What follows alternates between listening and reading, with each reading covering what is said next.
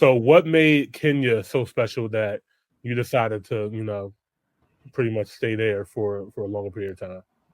So I give you the short version. The short version is I get everything I need that I can get in America without the bullshit. Like, what do you mean by the bullshit? Like let's dig a little bit deep, man. What we talking about, man? Yeah.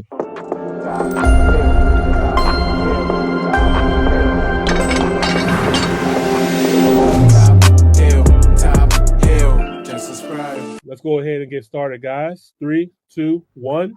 Top Hill, episode 244. Welcome to another episode of the Top Hill Live. This is your boy, Mr. Top Hill Live, aka Imani Raw. Shout out to the official Carmen. Guys, she's running a little bit late. Don't be mad. She's on the way. Shout out to Carmen.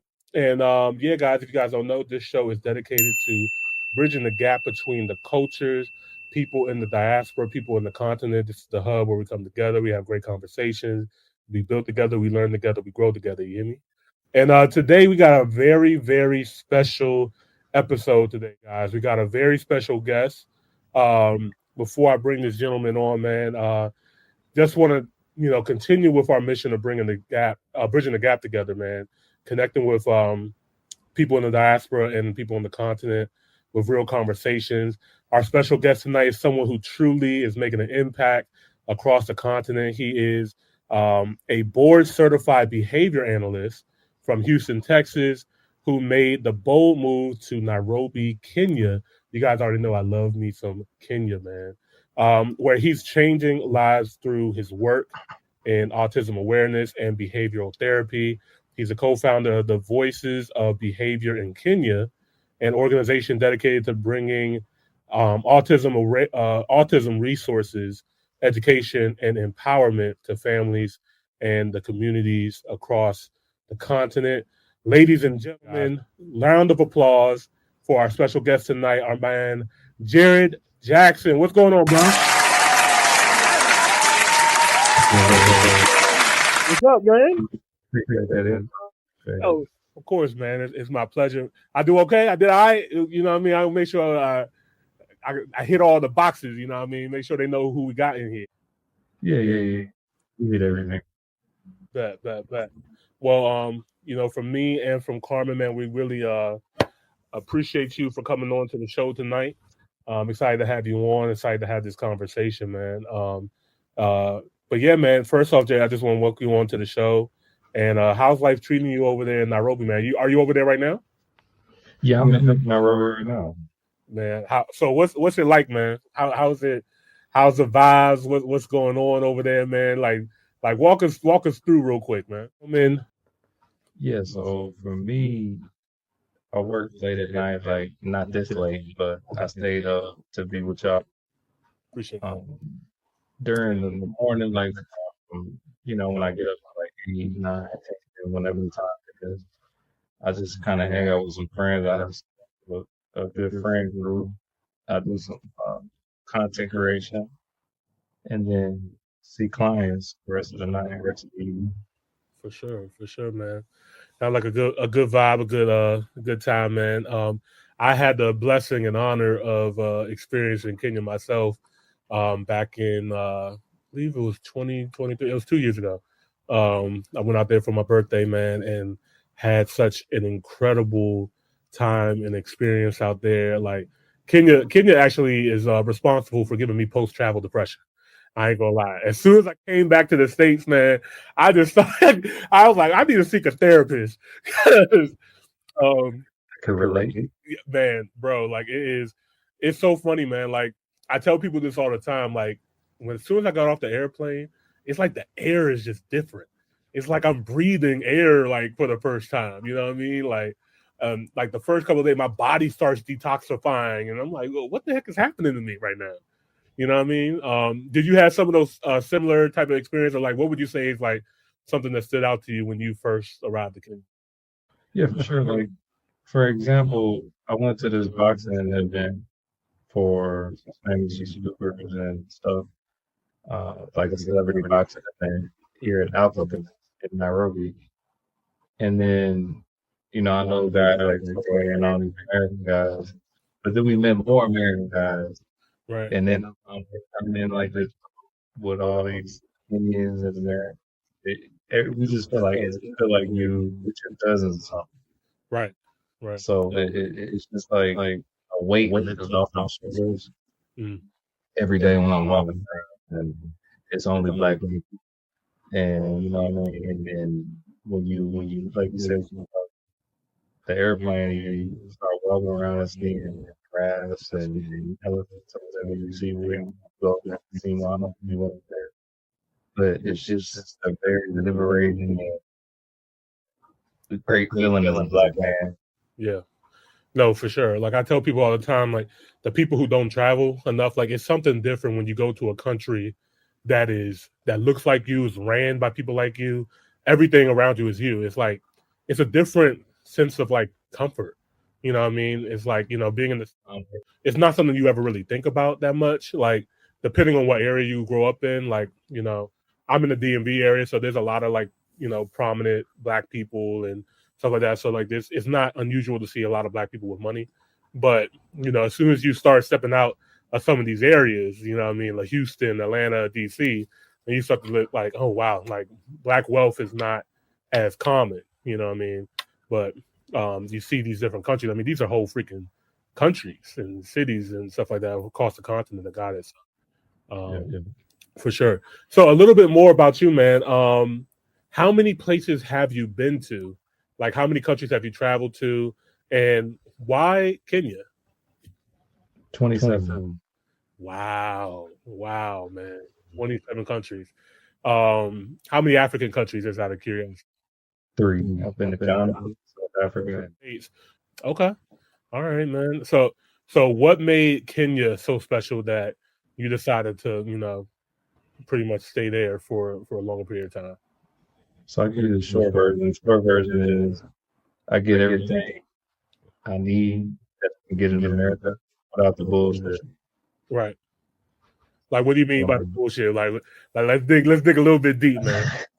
What are we talking about, man? Yeah. So that's the short version. And then the long version, I would say, I'm able to cultivate everything I was able to cultivate in the States. Like you were saying, I founded that institution called Voices in Behavior. I kind of did this thing in Houston with my clinic in Houston where I basically provide services to children with autism. And I'm able to supervise and my job in the state via telephone. And then I'm also able to, kind of build what I'm building over here. Slowly but surely, I call it like it is as a white word. And very I'm able to do exactly the same thing I was doing here, but I just don't have to deal with like if I walk into a room, white parent, they're thinking I'm the person that's working for the white girl that's actually working for me. Right. So interesting. Yeah, I get it. How was it like? Did you have to like tell your friends, your family? Did they look at you kind of weird and like, what do you mean you're staying out there? Like, what was that experience like when you had to tell your friends and family what you were doing? So I think that Western media doesn't want to tell the truth about Africa. Right. Either they don't want to or they just ignorant. Right. I think it's both. Mainly they're ignorant because most of the people that talk on these ENNs and these podcasts was never actually in Africa. Mm-hmm. So you grow up thinking that Africa is those commercials with those skinny boys like Miss Garvin, right, or the safaris that you see on the commercials. Mm-hmm. And to actually get the reality, and basically everyone, all of the people that was around me was like, "Why do you want to go there? It's dangerous. There's nowhere for you to like, do your job." And they think that is like everywhere. Right. But for me, I just had to like get myself away from the noise. Yeah. And stop worrying about what people thought. Mm-hmm. and actually start ruining my purpose. Right. No, that's so real, man.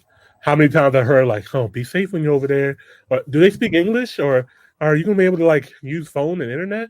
I'm like, bro, like, yes, they speak English. Yes. Matter of fact, like I don't know about you, man, but I know the Airbnb that I stayed at. I felt like I had like, if not faster internet, like they just didn't throttle it as much as they do here in the United States. I'm like, not only is this like really good internet, like this is like fast, like compared. I know not every country is the same, you know what I mean, but like I know when I was in Nairobi and I was in Kenya, it was like it was really good, So um I do want to dive into a little bit of what you're doing with Voices of Behavior and the autism advocacy. Like, Mm-hmm. so what led you to like spark this idea, bring this to Kenya? Start it in the States and then bring it over to Kenya. Like, what made you passionate about doing this? Yeah, so I was the kid that always got the laughs. Mm. I was the kid who got fights like every 6 weeks at school. I was that kid. You know what I mean? So joined the gang like 12. I had ADHD. Mm. So all of these things was going on with me, and I wasn't successful at school Mm. until I met a couple of people when I was like 16, 17, and they kind of just like saved my life when I was in the military. I always thought of that guy or that little kid, that little Jared. Yeah. It really didn't have nobody. And then I started doing research. I thought I was going to be a pediatrician, but I wanted to actually help people that have special needs, and if I could see if I could bring some of my expertise, being that I was that person, and now I'm kind of out of that. Yeah. So essentially, my the pain that I had from having ADHD and ostracized turned into my passion for children who kind of have the same pain and kind of go through the same thing a little bit. Right. That's super dope, man. For the people who are watching who may not like know too much about it and stuff like that, like can you break it down in like simple terms to share like how it's like so powerful? Like what are some of the like things I guess that people might have, a stereotype about that, you can kind of like dismantle that myth. You know what I mean? Yeah, so I think a lot of people think that children with autism kind of can't be cured type of thing. There's some places here in Kenya where if they learn a child has autism, they kill them in the ditch. What? Yeah, they're still doing it to this day. Wow. I just got a grant for some schools in Kisumu, which is kind of far from here. I got a grant from the government, and we're doing research, and they still practice those type of things. Wow. So, yeah. But I was just express to them like all of the hundreds of kids that I was able to take, not being able to talk, not being able to properly say what they wanted to say, properly go to the bathroom. I took them from that to being fully functional preteens and adults. And I will say our clinic probably has a 95% success rate as far as those type of things. Well, first of all, round of applause for that.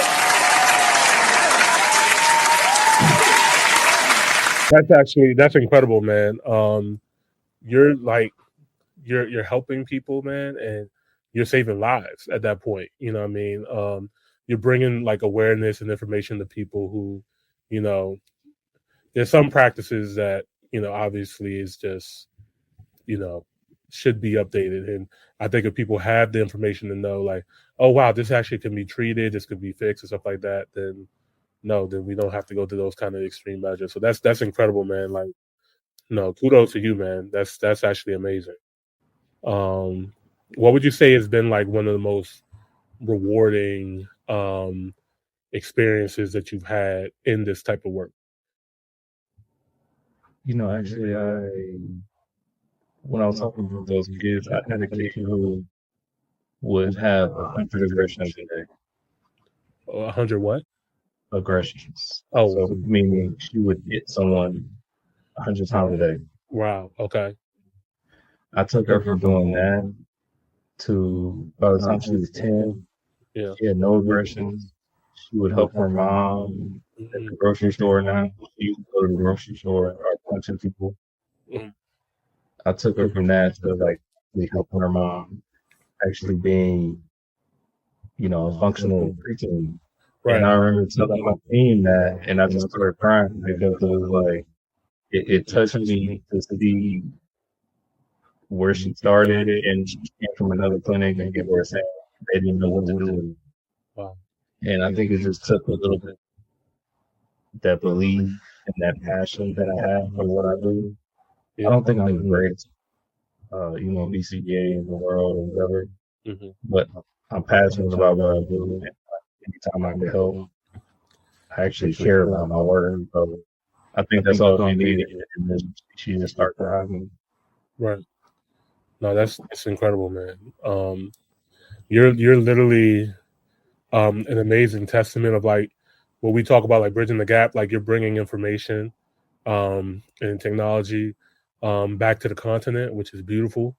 And you doing this is like in such a unique way, you know what I mean? Because, I don't think autism is something that's like, talked about as often, you know what I mean? Like, or if it is, it's like not as like accurate information and stuff. And then I have no idea what it's like on the continent if they talk about it. Like, but how do you navigate bringing like these like I guess Western based practices and knowledge and stuff like that, and bring it into a place like Kenya? Like, were they like warm and receptive of it? Were they giving you pushback and like what was that like bringing it over for the first time? Yes, I definitely want receptive. I would say African moms are some of the most difficult people to talk to about Mhm. their children, and like they need to change these things because they're like, who is this light skinned man trying to know what's with my kids? Um, So especially when I did the conference, I approached it from a sense of, hey, I don't know everything that's going on here in Africa or here in Kenya, but I see these issues. Tell me about these issues. Here's some ideas I can do um, that I've seen work in my practice, yeah, and I believe in what I do, and I believe if you allow me to try to implement these procedures with the people who work with me, mm, that we'll see some of the changes. And if we don't, no harm, no foul. right, But like I said, we have a very high success rate yeah, because we're good at what we do and we're passionate about what we do. right. So I think if you approach it from that rather than just kind of tell them what to do their kids, I think that they're much more receptive. Right. Do you think that like there needs do you guys need like more professionals, like more people like that look like us, like more black people in this type of field as well too to like kind of help? Because I'm not sure. Like, do you feel like I guess there's some practices may need more or less of help. Is there what kind of challenges else do you say that you guys face um, that you guys need help? Yeah, so I in the organization started out of Atlanta called Black Family Behavior Analyst. Okay. And the field the black male behavior analysts are like 1% of the entire population. Mm. So there's not a lot of black men doing what I do. It's predominantly run by white women. Mm. And with that, like I think men in the field are very effective as well, just because like we as men aren't as like emotional when it comes to kids. Oh baby, we like, hey little boy, get up. Right, So right, like what you about to do? right, right. So I think it helps a lot when you mix up some of that extra with some of that testosterone, and I think a lot of guys could do a lot of things beneficial in the field for sure. How do you see like say this is your perfect world, right? Say you was the president of Africa, you know what I mean? What would you like to be done to help evolve this like autism awareness and your practice stuff like that? How would you like this to be distributed throughout the continent? And yeah, how would you see a perfect world in this? There needs to be specific autism schools. Mm. That's what I'm trying to set up right now, and that's the goal with the grant that we've got. I think if the government were to have specific schools for children with autism, it will help out a lot because in these schools in Nairobi, basically put the kids in the corner, lock them away, and don't pay attention to them. So if we have some compassionate people in a specific area, it will help a lot because the teachers have a lot on their shoulders. Yeah. No, that makes perfect sense, man. Love what you're doing, man. Like I said, you're helping people in like such a unique way as well too. That's like very, very, very powerful, man. You make a powerful difference in the continent. So, I do want to dive in a little bit more into like what's going on in Kenya, like you know, you know. So we're gonna throw some fun stuff in there, man.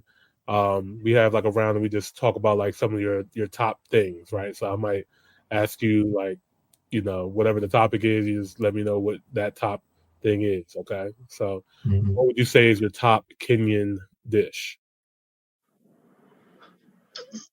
I just had some fried fish. You know how they make it with the whole fish, the egg and everything? Like that. I like that. You know what I'm saying? Yeah. Yeah. What is your top restaurant? You can tell I'm hungry. I'm probably hungry right now. Top restaurant. If you haven't checked out Mwimbi, yeah. I've been my guy Troy does promo stuff. They have some really good seafood. That's really dope, man. When I went out there, I took a date to my Wimby one night, man. I think it was the Poseidon platter or something like that. Man, that joint was hitting. That joint was some good food. And I'm from the DMV. I'm from Maryland, so like I know good seafood. You know what I mean? Yeah. That was really really good. So yeah, shout out to my Wimby. Let's see. Top city in Kenya. You have to give it to Nairobi. Okay. Really, honestly, Nairobi is the only city in Kenya to care about. Yeah. I've been to all of like Mombasa. I think it also depends on your vibe as well too, right? Because like Nairobi has a little bit of everything. The only thing that I feel Nairobi is missing, Nairobi to me would be the perfect city on the planet if it had a beach. I'm just a water guy, you know what I mean? So like it makes up for it. It has the national park and the wildlife and stuff like that. Like that's amazing. I fell in love with that. But it's something about that just ocean water, man, brushing up against the sand, that breeze and stuff like that. So you know what I mean. It was definitely a lot slower over there, though. I will say that. It's yeah, for sure. Yeah. Let's see. Top party or club in Kenya. My homeboy Kenyan dude. He just dropped into this like mansion that's like also a club. Okay. But you have to be invited here to go. Oh, that's you've never been in nothing like this. Right. I guarantee you. Right. So the entire backyard, people are cooking. They have like dinner. Mind you, this is out. Right. They got a DJ, like probably 500 people just dancing in the yard. And you go inside the house, you go upstairs. In the rooms, there are different situations going on. It's things. Yeah. Going on. Right. This is the behind the scenes type, type of situation. Yeah, this is in Geary in my homeboy Broadgate. Bro, my mom, I had some Java Juice. I don't know if you ever had Java Juice, but Java Juice makes you feel the wired. Okay. But yeah, it was probably the best time I ever had in Nairobi. I would say also, I would probably try to avoid Milan. If you're try to avoid places like Milan, the Ibizas. The reason I would say that is because like Milan and Ibiza, 80% of the women there are selling what they got. Oh, for real? it's like super expensive, like compared to every other club. So one of the local spots that I really like is the Cabo. I don't drink, but I go over there. I just like shoot the pool and smoke shisha and hang out. Oh, that's more like my vibe too. I kind of stopped drinking. Like it wasn't even intentional, but I did like a 90-day juice fast. I lost 78 pounds, and I just kind of yeah. I'm still on my health journey, man. So got a lot more way to go. But I stopped drinking in that process as well too. And now like I don't even like crave alcohol at all. So, but yeah, that sounds like a good vibe though. Some good pool, some shisha and stuff like that. That sounds like a vibe. What was the name of that party? Cavalli. Cavalli. Yeah, and it's like little cheap food, you know. They got good. It's like 80% women, 20%. That's a great ratio. That's the right ratio. The ratio is very important. Major key. Major key. Let's see, man.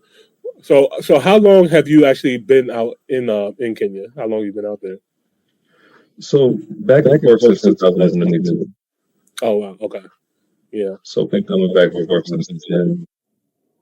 This is the longest I've stayed in Florida. I've been here for over 6 months now.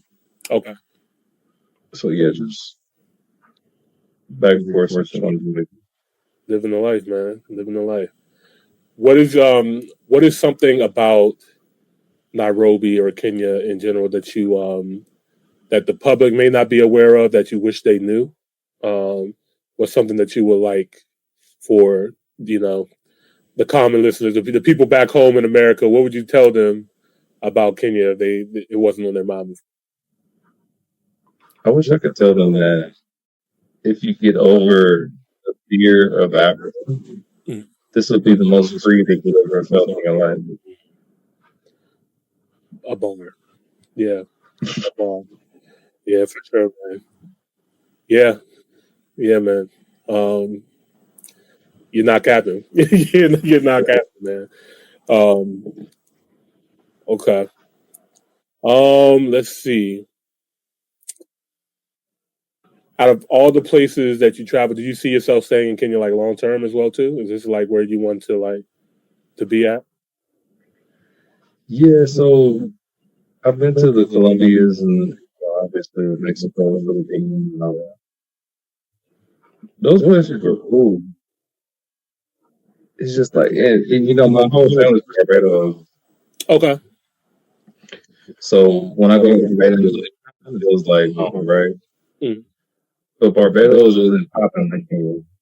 Yeah. And there's not as much opportunity. It's just something about the energy of Nairobi. Yeah. Along with the Black people and along with how kind people are. Yeah. And then you mix that in with the affordability, the convenience. They got everything here but Amazon. Right. It was funny. That was going to be my next question. It's like, if there was one thing from the United States that you could bring to Kenya, what would it be? That's it. Amazon. Get that next day delivery. Yeah, but like you could call it. You can call the merchants and be like, "Hey, deliver it to me," and they do it. Like I get drugs for ADHD, and they bring it to my house. Or if I want groceries, Uber Eats, boom, it's at my house. Yeah, but there's nothing like Amazon. You order it on Amazon. Yeah, super convenient. Yeah, I kind of I agree with your sentiment, man. I met up with a family out there, and he's from Philly, and he moved his wife, his children out there. And he was just telling me, he was like, "Yeah, man, we moved out here.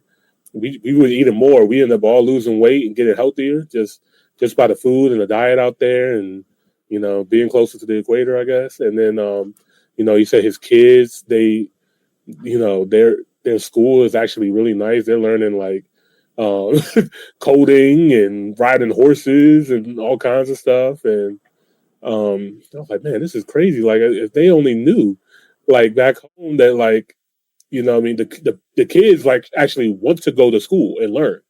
You know what I mean? The kids in the United States, not so much so, right? You know what I mean? So it's a different type of environment. And then I'm not sure. I'm pretty sure you've probably seen this. It's probably big in Kenya, but I know there's a lot more people coming to Kenya. Kenya has a lot of attention now, for people coming to travel out there. People like yourself, a lot of like travel vloggers and stuff like that coming out there. You got a superstar like Khalees out there and doing what she's doing as well too. Bringing a lot of attention and stuff like that. What do you think about the attention that Kenya is getting now? Do you think that this is all good? There's some things that can be tweaked and be better to be represented. Like, what is your overall thoughts on like how Kenya is being viewed now in the West? There was a guy named, I'm not going to say the name, but there was a guy that came here and he was just some disparaging things. Okay. It's a Black American. I heard. So when he did that, yeah, people like me, and met up, like, hey, we got to do this stuff about. Yeah. So there is a lot of attention, but I hope that it stays underneath the radar for the TVs and the ratings. I don't want them on there. Right. Because what they don't realize is that nonsense that they do makes us all look like we do it to try to do. Right. Yeah. No, I agree with you, man. Like, if you don't know how to if you don't know how to act, like, okay, what I tell my audience all the time is like, whenever I go to a new country, I look at it as like I'm going to somebody's house. You know what I mean? For the first time, I'm not going to go into somebody's house and keep my shoes on, track dirt in there, jump on the sofa, break the TV, do kind of crazy stuff. I'm gonna come in there. I'm gonna respect this person's home because this is their home. You know what I mean? They have their rules. I'm gonna respect their rules. You know what I mean? And you're absolutely right. When you have, certain people come in and act up like they've never been nowhere before, it is a bad look for everybody, and it's very unfortunate because, clearly that's not how majority of people act. Majority black men or black Americans act when we leave the country and stuff like that. It's just one bad apple can spoil a bunch, you know what I mean, unfortunately. And so it's good on you guys for like kind of holding that meeting, trying to keep it accountable. Like, how can we justify this? Because that's exactly what you got to do sometimes. I mean, not everybody can do this. And, I think for the longest time too, I don't want to call it a blessing and a curse, because I do think that traveling to Africa should be more affordable for more people to come. But unfortunately, the other side of it, because it isn't that affordable, it does also get that extra barrier of letting certain people come as well too. You know what I mean? Yeah. We've seen what happened to Dominican Republic. How easy and convenient it is to get down there, and I've seen people go down there and like go to the gas station, throw money all over the place, and then they end up getting robbed or wearing fancy jewelry and stuff like that. It's like, bro, like, what do you expect? Like, you can't do that stuff that you did in Atlanta and come to these foreign countries and think it's the same. You know what I mean? So, but yeah. But no, that's actually a really, really really good point. But before we wrap everything up, man, I just want to ask you like one message that you want to share to the diasporas watching. If there's like anything that you want to get out there, also let them know where they can find you, how they can help and support your mission and what you're doing in Kenya as well too. The floor is yours, man. Yeah, so behavior. Come check out some videos. I was on the news last week here in Kenya, KBC, the National News Channel. Okay. And just kind of, what we're talking about here. Mm-hmm. My goal is to basically just spread the message of ABA treatment for autism, and that just because a child has autism and they're lost or there's no hope, it's something that can be mitigated with the correct science, with the correct compassion, and all that stuff. Yeah. So that's what the organization is about. That's what I kind of push when I talk to opinions. on YouTube, I talk about stuff that interests me, right? Like the horse races. I just bought this painting from a little Kenyan. Okay. Oh, that's dope. That's a painting? Mm-hmm. Like from here, almost looks like an actual like photo, man. That joint is crazy. Yeah, 101. That's dope. So I thought, these artists, different showings that they have. I love art. I went to a mansion and this lady I randomly met, she actually does fashion. So I went to the fashion show at her house. Just random stuff. I just love to explore and the great side of it. And I want to show people back in the States that they're wrong and that they're scared and that they allow fear to control them. Because I believe that if Black Americans knew who was here, a lot more of us are. Yeah, the flight is, what is it, like 1,500 hours? Yeah, you catch it on the right day. Catch it on the right day. I found mine for 800 round trip, man. Oh yeah, well yeah. If you get lucky, you know what I mean. But yeah, but like 1,500 or whatever it is. I mean, you go to the office, but you're not gonna feel like you're not gonna be wearing that bracelet that you got on. Yes, sir. Tell me you've been to Kenya without saying you've been to Kenya. You know what I mean? Yeah, exactly. Yeah. So there's so much great things going on here, and there's so much great people.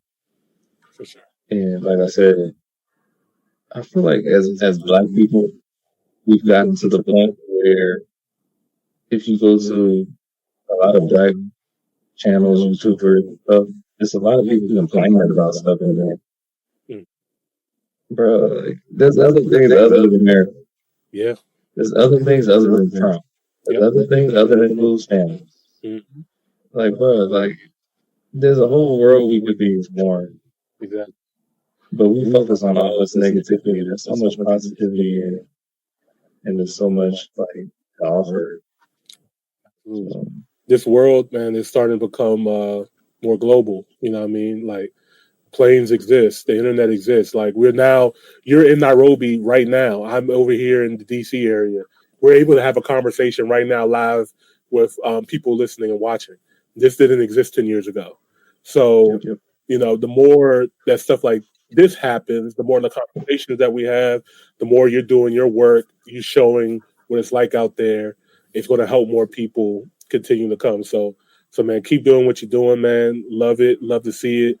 And yeah, man, really greatly appreciate your time, brother. Like, I know it's super late over there. I want to be respectful, let you get some rest. But thank you so much for joining the Top Hill Live. And oh yeah, and you already mentioned everywhere where they can find you, where they can follow you at as well too. Yeah. So everybody, Jay, the behavior analyst, round of applause again. I love your movement, your channel, everything you're doing, the production. You know, I just only been doing it 2 months, but I see what you're doing, and the production is great. The conversation is great. Even when you react to mine, I'm like, yeah, this is a great reaction. Thank you, bro. Thank you. You had some critiques on me, and I love it. Like, I want you to tell me I was going wrong. Yeah. You know what I'm saying? You know, and I always like to say I come with respect and love. You know what I mean? I'm not over here like just trying to like criticize people just to criticize people, stuff like that. You know what I mean? Like I do it out of love, I do it out of respect. And yeah, man, I love to see, you know, brothers like you, sisters out there who are traveling the continent, giving back to the continent, helping people, building with each other and stuff like that. So yeah, man. Yeah, that's what we're all about, man. And like I said, thank you so much. My co-host wish she could be here. She sends her apologies as well too. But yeah, man. I will be returning back to Kenya. Hopefully, I'll catch you out there, man. And you know, we can get some shisha, catch a horse show or something like that. Yeah, then I'll buy you some juice if you're not there. Appreciate it. Yeah, man. Yeah, man. I want my juice craze for sure. Also, shout out to my guy. You got Bobby, the Christopher Columbus and my guy, Yeah, the Christopher Columbus of Kenya. You got to give props to them, man. absolutely. I watch Austin and Bobby's channel as well too. They do really great work, like really professional work as well too. Austin is also definitely one of the main people that got me interested in coming to Kenya first, for sure. Like he was one of the first ones that I noticed out there as well too. I know there's a lot of people, but yeah, he does really great content as well too. So yeah, shout out to Austin, shout out to Bobby, and what was the other gentleman's name too? I don't want to. Check. Oh yeah, Check. Yeah. Check as well too, man. Shout out to Check. For sure, man. But yeah, Jay, thank you, brother. Yes, sir. Thank you. No problem. Another round of applause for Jay, man. Have a good night.